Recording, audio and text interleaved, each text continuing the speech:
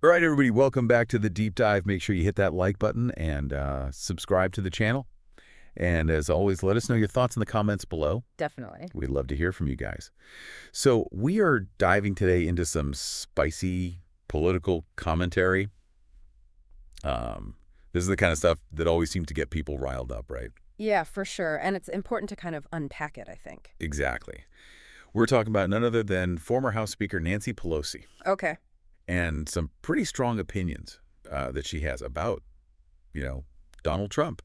And specifically, she's raising some concerns about his mental state and how that might impact the election. So that's what we're going to be exploring today. Yeah, I've heard some of this commentary, and it is fascinating stuff. It is. It is. It's definitely raising eyebrows. So, just give you a little taste of what we're dealing with here. Pelosi is using this phrase, cognitive degeneration. Oh, wow. Which is strong words. Strong words, right. Yeah. And she's pointing to some of the comments that Trump made at a recent rally in Pennsylvania. Oh.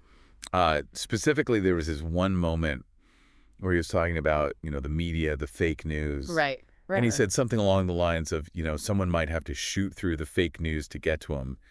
And then he added, I don't mind that so much. Oh, my goodness. I mean, that's pretty intense rhetoric. Yeah. Yeah, it's pretty loaded language, to say the least. I mean, especially given, the history of political violence in the U.S. Absolutely. That's not something you can just, brush aside. No. It's definitely concerning. And I think that's what Pelosi is getting at, is that, these kinds of statements, they can have real-world consequences. People are listening. Exactly. They're taking these words to heart. And it creates a dangerous environment, I think, for political discourse. Yeah, and it makes you wonder, too, about the role of, inflammatory language in a democracy. Right. What are the limits? And when does it cross the line? I think that's a really important question. Yeah, it's a really important question. And, Pelosi, she doesn't stop there. Okay. She goes on to predict that, if Trump is elected, his mental state might actually deteriorate even further. Wow. During his presidency. And she even suggests that J.D. Vance, his running mate, might end up being the de facto leader. Oh, interesting. That's a hypothetical, of course, but it's fascinating that she brings that up. It really makes you think about, how much weight should voters be giving to a candidate's mental fitness alongside their policy positions, right? That's kind of it's a thorny issue. Yeah, absolutely. And there are no easy answers. It's a complex issue.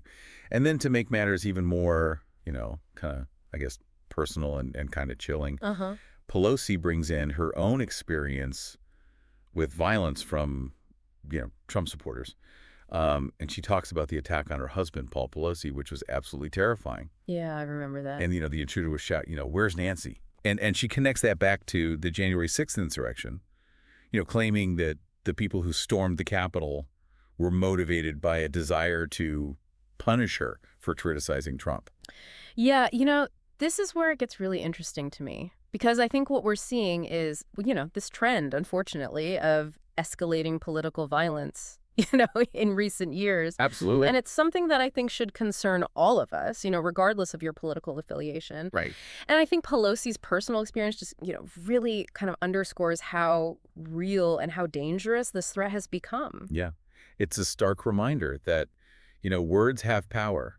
And they can have very real and sometimes very dangerous consequences. Yeah, and I also think it's important to remember, that Pelosi is not alone in raising these concerns, right? Mm-hmm. We've seen a lot of experts and political commentators kind of echoing these worries about the possibility of, even more political violence. Right. And I think it's a conversation that, we as a society need to be having. Absolutely. Yeah. Absolutely. It deserves, serious attention and careful thought and just really, open and honest discussion. Yeah. So, just to kind of recap here, we've got Pelosi raising concerns about Trump's mental fitness, about the potential for violence, and what all of this means for the upcoming election. Yeah, it's a lot to unpack. It is a lot to unpack. And I think, the key takeaway here is that these are not just, empty accusations or, political mudslinging. Right. These are serious issues that deserve our attention and that we need to be talking about. Exactly. So that's what we're doing here today. And, we want to hear from you guys. So what do you think? How much weight should a candidate's mental state carry when you're casting your vote? It's a tough question. We don't have all the answers, but we hope that this discussion has at least given you some food for thought. Definitely. So thanks for diving deep with us today. Don't forget to like, subscribe, and share your thoughts in the comments below. We'll see you next time. Take care, everyone. Bye.